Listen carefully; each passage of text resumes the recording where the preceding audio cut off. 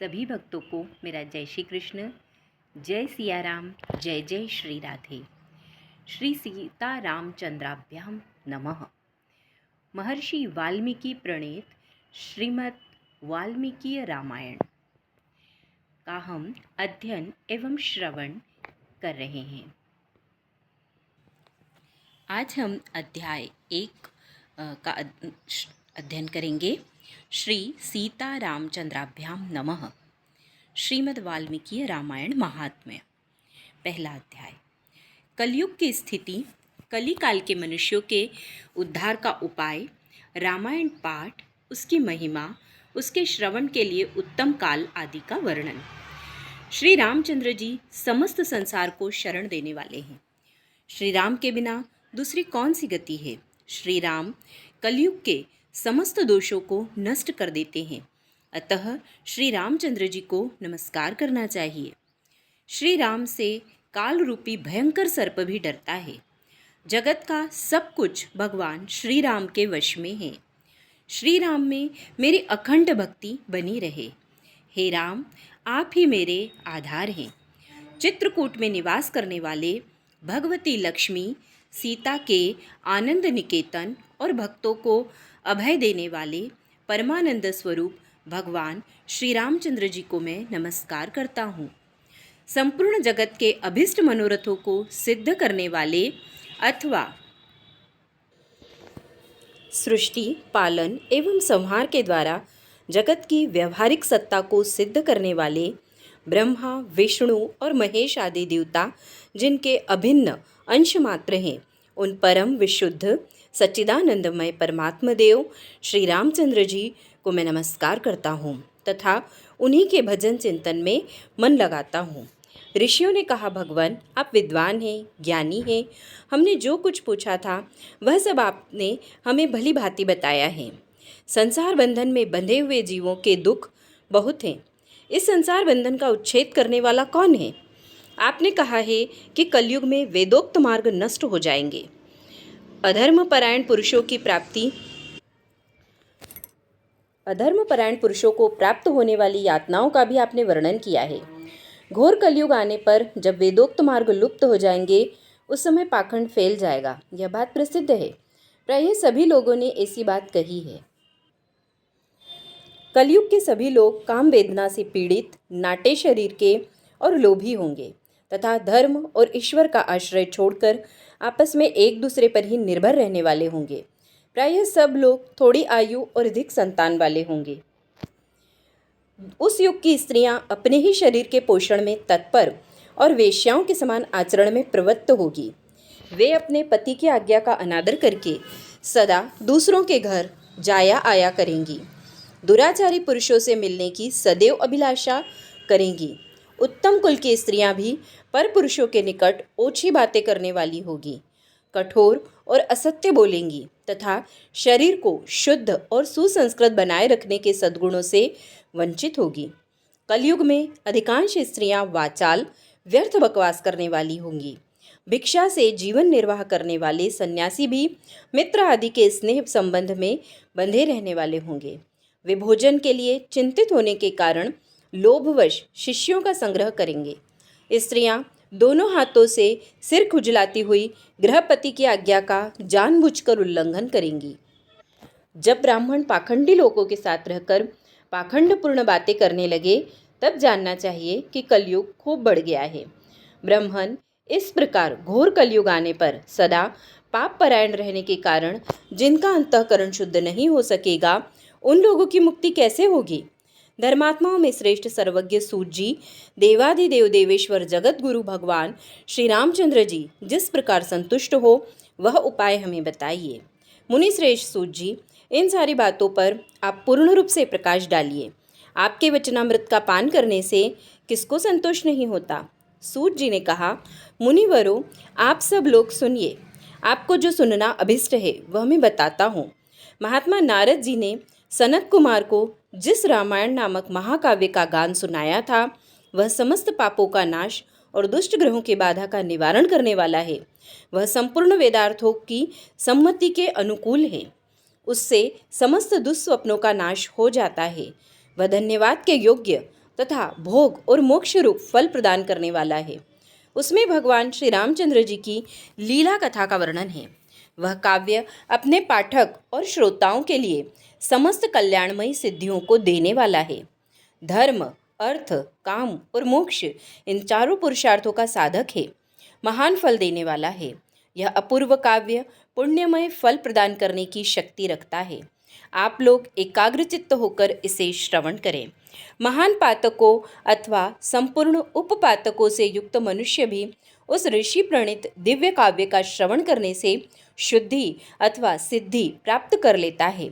संपूर्ण जगत के हित साधन में लगे रहने वाले जो मनुष्य सदा रामायण के अनुसार वर्ताव करते हैं, वे ही संपूर्ण शास्त्रों के मर्म को समझने वाले और कृतार्थ हैं।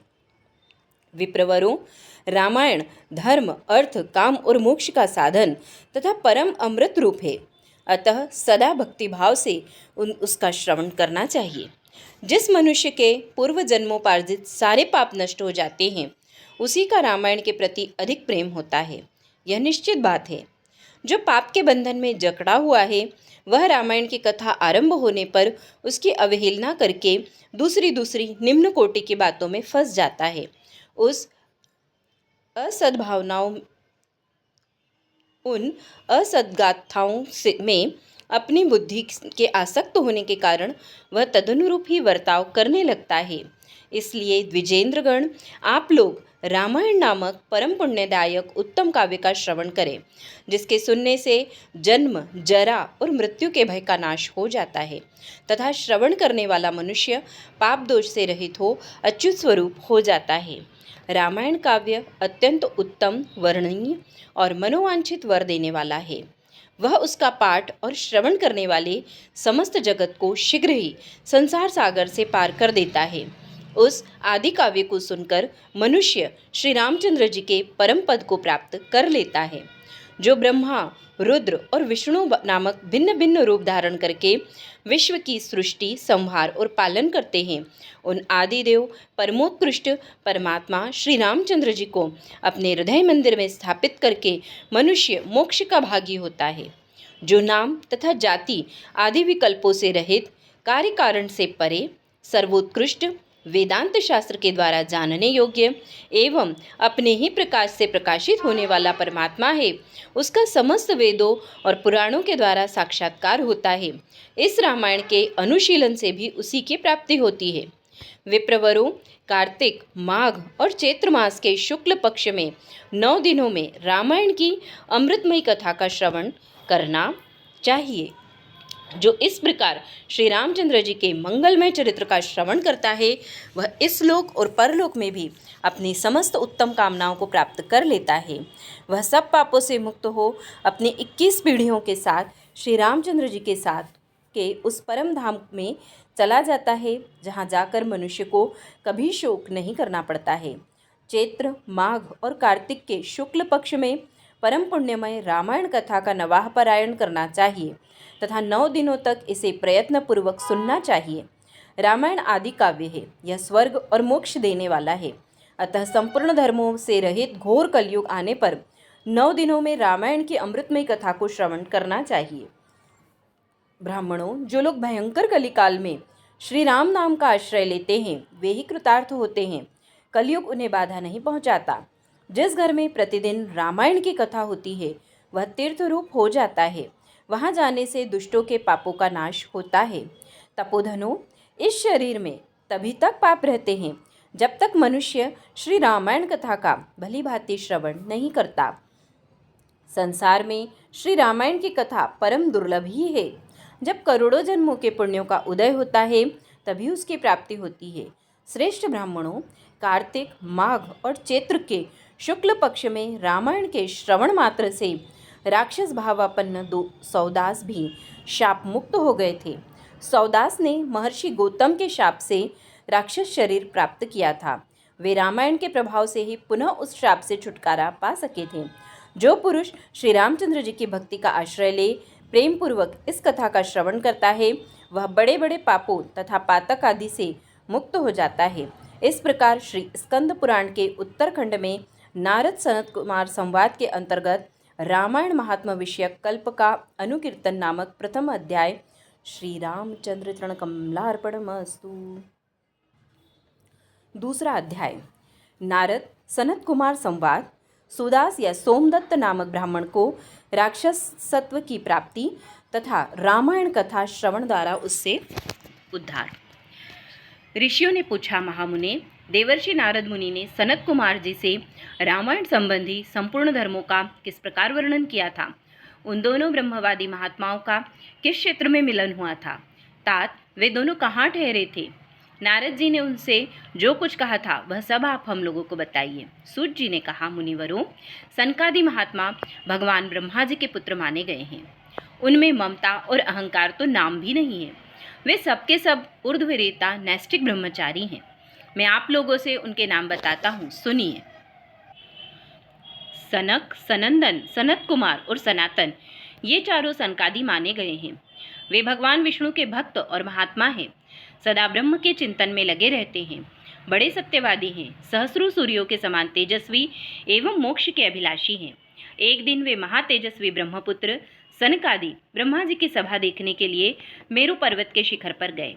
वहाँ भगवान विष्णु के चरणों से प्रकट हुई परम पुण्यमयी गंगा नदी, जिन्हें सीता भी कहते हैं, बह रही थी। उनका दर्शन करके वे तेजस्वी महात्मा उनके जल में स्नान करने को उद्यत हुए। ब्राह्मणों, इतने में ही देवर्षि नारद मुनि भगवान नाम के नारायण आदि नामों का उच्चारण करते हुए वहां आ पहुँचे। वे नारायण, अच्युत, अनंत, वासुदेव, जनार्दन, यज्ञेश, यज्ञ पुरुष, राम, विष्णु, आपको नमस्कार है। इस प्रकार भगवान नाम का उच्चारण करके संपूर्ण जगत को पवित्र बनाते और एकमात्र लोक पावनी गंगा की स्तुति करते हुए वहां आए। उन्हें आते देख महातेजस्वी सनकादि मुनियों ने उनकी यथोचित पूजा की और नारद जी ने भी उन मुनियों को मस्तक झुकाया। तदंतर वहां मुनियों की सभा में सनत कुमार जी ने भगवान नारायण के परम भक्त मुनिवर नारद से इस प्रकार कहा। सनत कुमार बोले, महाप्राज्ञ नारद जी, आप समस्त मुनीश्वरों में सर्वज्ञ हैं, सदा श्री हरि की भक्ति में तत्पर रहते हैं। आपसे बढ़कर दूसरा कोई नहीं है। इसलिए मैं पूछता हूँ, जिनसे समस्त चराचर जगत की उत्पत्ति हुई है तथा ये गंगा जी जिनके चरणों से प्रकट हुई है, उन श्री हरि के स्वरूप का ज्ञान कैसे होता है? यदि आपकी हम लोगों पर कृपा हो तो हमारे इस प्रश्न का यथार्थ रूप से विवेचन कीजिए। नारद जी ने कहा, जो पर से भी परतर है, उन परम देव श्री राम को नमस्कार है। जिनका निवास स्थान परम धाम उत्कृष्ट से भी उत्कृष्ट है तथा जो सगुण और निर्गुण रूप हैं, उन श्री राम को मेरा नमस्कार है। ज्ञान, अज्ञान, धर्म, अधर्म तथा विद्या और अविद्या, ये सब जिनके अपने ही स्वरूप हैं तथा जो सबके आत्मरूप हैं, उन आप परमेश्वर को नमस्कार है। जो दैत्यों का विनाश और नरक का अंत करने वाले हैं, जो अपने हाथ के संकेत मात्र से अथवा अपनी भुजाओं के बल से धर्म की रक्षा करते हैं। पृथ्वी के भार का विनाश जिनका मनोरंजन मात्र है और जो उस मनोरंजन की सदा अभिलाषा रखते हैं, उन रघुकुल दीप श्री रामदेव को मैं नमस्कार करता हूँ। जो एक होकर भी चार स्वरूपों में अवतीर्ण होते हैं, जिन्हें वानरों के साथ लेकर राक्षस सेना का संहार किया है, उन दशरथ नंदन श्री रामचंद्र जी का मैं भजन करता हूँ। भगवान श्री राम के ऐसे ऐसे अनेक चरित्र हैं जिनके नाम करोड़ों वर्षों में भी नहीं गिनाए जा सकते हैं, जिनके नाम की महिमा का मनु और मुनीश्वर भी पार नहीं पा सकते। वहाँ मेरे जैसे शूद्र जीव की पहुँच कैसे हो सकती है? जिनके नाम के स्मरण मात्र से बड़े बड़े पातकी भी पावन बन जाते हैं, उन परमात्मा का स्तवन मेरे जैसा तुच्छ बुद्धि वाला प्राणी कैसे कर सकता है? जो द्विज घोर कलयुग में रामायण कथा का आश्रय लेते हैं, वे ही कृतकृत्य हैं। उनके लिए तुम्हें सदा नमस्कार करना चाहिए। सनत कुमार जी, भगवान नाम की महिमा को जानने के लिए कार्तिक, माघ और चैत्र के शुक्ल पक्ष में रामायण की अमृतमयी कथा का नवाह श्रवण करना चाहिए। ब्राह्मण सुदास गौतम के श्राप से राक्षस शरीर को प्राप्त हो गए थे, परंतु रामायण के प्रभाव से ही उन्हें उस श्राप से छुटकारा मिला था। सनत कुमार ने पूछा, मुनि श्रेष्ठ, संपूर्ण धर्मों का फल देने वाली रामायण कथा का किसने वर्णन किया है? सौदास को गौतम द्वारा कैसे शाप प्राप्त हुआ था? फिर वे रामायण के प्रभाव से किस प्रकार शाप मुक्त हुए थे? मुने, यदि आपका हम लोगों पर अनुग्रह हो तो सब कुछ ठीक ठीक बताइए। इन सारी बातों से हमें अवगत कराइए, क्योंकि भगवान नाम की कथा वक्ता और श्रोता दोनों के पापों का नाश करने वाली है। नारद जी ने कहा, ब्रह्मन, रामायण का प्रादुर्भाव महर्षि वाल्मीकि के मुख से हुआ है, तुम उसी को श्रवण करो। रामायण की अमृतमयी कथा का श्रवण 9 दिनों में करना चाहिए। सत्य युग में एक ब्राह्मण थे जिन्हें धर्म कर्म का विशेष ज्ञान था। उनका नाम था सोमदत्त। वे सदा धर्म के परायण में ही तत्पर रहते थे। वे ब्राह्मण सौदास नाम से विख्यात थे। ब्राह्मण ने ब्रह्मवादी गौतम मुनि से गंगा जी के मनोरम तट पर संपूर्ण धर्मों का उपदेश सुना था। गौतम ने पुराणों और शास्त्रों की कथाओं द्वारा उन्हें तत्व का ज्ञान कराया था। सौदास ने गौतम से उनके बताए हुए संपूर्ण धर्मों का श्रवण किया था। एक दिन की बात है, सौदास परमेश्वर शिव की आराधना में लगे हुए थे। उसी समय वहां उनके गुरु गौतम जी आ पहुंचे, परंतु सौदास ने अपने निकट आए हुए गुरु को भी उठकर प्रणाम नहीं किया। परम बुद्धिमान गौतम तेज की निधि थे। वे शिष्य के वर्ताव से रुष्ट न होकर शांत ही बने रहे। उन्हें यह जानकर प्रसन्नता हुई कि मेरा शिष्य सौदास शास्त्रोक्त कर्मों का अनुष्ठान करता है। किंतु सौदास ने जिनकी आराधना की थी, वे संपूर्ण जगत के गुरु महादेव शिव, गुरु की अवहेलना से होने वाले पाप को न सह सके। उन्होंने सौदास को राक्षस की योनि में जाने का शाप दे दिया। तब विनय कला कोविद ब्राह्मण ने हाथ जोड़कर गौतम से कहा। ब्राह्मण बोले, संपूर्ण धर्मों के ज्ञाता सर्वदर्शी सुरेश्वर भगवान, मैंने जो अपराध किया है वह सब आप क्षमा कीजिए। गौतम ने कहा, वत्स, कार्तिक मास के शुक्ल पक्ष में तुम रामायण की अमृतमयी कथा को भक्तिभाव से आदरपूर्वक श्रवण करो। इस कथा को 9 दिनों में सुनना चाहिए। ऐसा करने से यह शाप अधिक दिनों तक नहीं रहेगा, केवल 12 वर्षों तक ही रह सकेगा। ब्राह्मण ने पूछा, रामायण की कथा किसने कही है तथा उसमें किसके चरित्रों का वर्णन किया गया है? महामते, यह सब संक्षेप से बताने की कृपा करें। यूं कहकर मन ही मन प्रसन्न हो सौदास ने गुरु के चरणों में प्रणाम किया। गौतम ने कहा, ब्रह्मन सुनो, रामायण काव्य का निर्माण वाल्मीकि मुनि ने किया है। जिन भगवान श्री राम ने अवतार ग्रहण करके रावण आदि राक्षसों का संहार किया और देवताओं का कार्य संवारा था, उन्हीं के चरित्र का रामायण काव्य में वर्णन है। तुम उसी का श्रवण करो। कार्तिक मास के शुक्ल पक्ष में 9वें दिन अर्थात प्रतिपदा से नवमी तक रामायण की कथा सुननी चाहिए। वह समस्त पापों का नाश करने वाली है। ऐसा कहकर पूर्ण काम गौतम ऋषि अपने आश्रम को चले गए। इधर सोमदत्त या सुदास नामक ब्राह्मण ने दुखमग्न होकर राक्षस शरीर का आश्रय लिया। वे सदा भूख प्यास से पीड़ित तथा क्रोध के वशीभूत रहते थे। उनके शरीर का रंग कृष्ण पक्ष की रात के समान काला था। वे भयानक राक्षस होकर निर्जन वन में भ्रमण करने लगे। वहां वे नाना प्रकार के पशुओं, मनुष्यों, सांप, बिच्छू आदि जंतुओं, पक्षियों और वानरों को बलपूर्वक पकड़कर खा जाते थे। ब्रह्मर्षियों उस राक्षस के द्वारा यह पृथ्वी बहुत सी हड्डियों तथा लाल पीले शरीर वाले रक्तपाई प्रेतों से परिपूर्ण हो अत्यंत भयंकर दिखाई देने लगी। 6 महीने में ही 100 योजन विस्तृत भूभाग को अत्यंत दुखित करके वह राक्षस पुनः दूसरे किसी वन में चला गया। वहां भी वह प्रतिदिन नर मांस का भोजन करता रहा। संपूर्ण लोगों के मन में भय उत्पन्न करने वाला वह राक्षस घूमता घामता नर्मदा जी के तट पर जा पहुंचा। इसी समय कोई अत्यंत धर्मात्मा ब्राह्मण उधर आ निकला। उसका जन्म कलिंग देश में हुआ था। लोगों में वह गर्ग नाम से विख्यात था। कंधे पर गंगा जल लिए भगवान विश्वनाथ की स्तुति तथा श्री राम के नामों का गान करता हुआ वह ब्राह्मण बड़े हर्ष और उत्साह में भरकर उस पुण्य प्रदेश में आया था। गर्ग मुनि को आते देख राक्षस सुदास बोल उठा, हमें भोजन प्राप्त हो गया। ऐसा कहकर अपनी दोनों भुजाओं को ऊपर उठाए हुए वह मुनि की ओर चला, परंतु उनके द्वारा उच्चारित होने वाले भगवान नामों को सुनकर वह दूर ही खड़ा रहा। उन ब्रह्मर्षि को मारने में असमर्थ होकर राक्षस उनसे इस प्रकार बोला। राक्षस ने कहा, यह तो बड़े आश्चर्य की बात है। भद्र महाभाग, आप महात्मा को नमस्कार है। आप जो भगवान नामों का स्मरण कर रहे हैं, इतने से ही राक्षस भी दूर भाग जाते हैं। मैंने पहले कोटि सहस्त्र ब्राह्मणों का भक्षण किया था। हे ब्राह्मण, आपके पास जो नाम रूपी कवच है वही राक्षसों के महान भय से आपकी रक्षा करता है। आपके द्वारा किए गए नाम स्मरण मात्र से हम राक्षसों को भी परम शांति प्राप्त हो गई। यह भगवान अच्युत की कैसी महिमा है। महाभाग ब्राह्मण, आप श्री राम कथा के प्रभाव से सर्वथा राग आदि दोषों से रहित हो गए हैं। अतः आप मुझे इस अधम पातक से बचाइए। मुनि श्रेष्ठ, मैंने पूर्व काल में अपने गुरु की अवहेलना की थी। फिर गुरुजी ने मुझ पर अनुग्रह किया और यह बात कही। पूर्व काल में वाल्मीकि मुनि ने जो रामायण की कथा कही है, उसका कार्तिक मास के शुक्ल पक्ष में प्रयत्न पूर्वक श्रवण करना चाहिए। इतना कहकर गुरुदेव ने पुनः यह सुंदर एवं शुभदायक वचन कहा। रामायण की अमृतमयी कथा 9 दिन में सुननी चाहिए। अतः संपूर्ण शास्त्रों के तत्व को जानने वाले महाभाग ब्राह्मण, आप मुझे रामायण कथा सुनाकर इस पाप कर्म से मेरी रक्षा कीजिए। नारद जी कहते हैं, उस समय वहाँ राक्षस के मुख से रामायण का परिचय तथा श्री राम के उत्तम महात्मा का वर्णन सुनकर द्विज श्रेष्ठ गर्ग आश्चर्यचकित हो उठे। श्री राम नाम ही उनके जीवन का अवलंब था। वे ब्राह्मण देवता उस राक्षस के प्रति दया से द्रवित हो गए और सुदास से इस प्रकार बोले।